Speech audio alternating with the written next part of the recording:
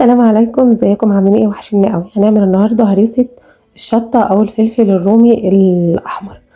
انا عامله قبل كده هريسه الشطه عندي، يعني عاملاها اللي هي بتبقى حراقه دي. النهارده هنعمل البارد، الفلفل الاحمر البارد. عندي هنا ده كيلو من الفلفل. ضفت عليه راس توم صغيره، يعني زي 10 فصوص توم. ما هنحطش ملح ولا اي حاجه عليه عشان ما نفرمه ما ينزلش ميه، لانه حطينا ملح وتوابل هتنزل ميه معانا.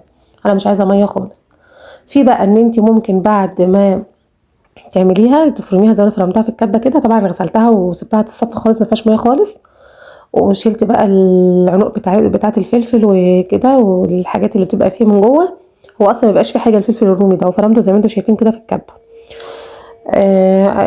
ممكن بقى انت تنزليه على النار بقى بعد كده نحط له الاضافات، لكن انا هنعمله كده. انا بيقعد معايا من السنه للسنه وزياده عن سنه كمان. هنا معايا معلقه من السكر لكيلو، معلقه واحده سكر ما تكتريش، ومعلقه من الملح برضو ده حسب رغبتك انت، ومعلقه من الكمون، ومعلقه من الكزبره الناشفه.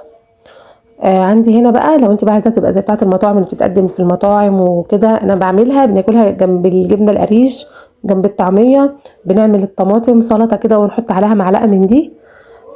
بحطها مع الباميه، الملوخيه، المحشي، مكرونه بشاميل. بصي في اي حاجه جميله جدا جدا جدا. انا هنا حطيت معلقه من الصلصه، وبعد كده شويه من زيت الزيتون. ممكن تستخدمي زيت نباتي عادي، وعليه عصره ليمونه.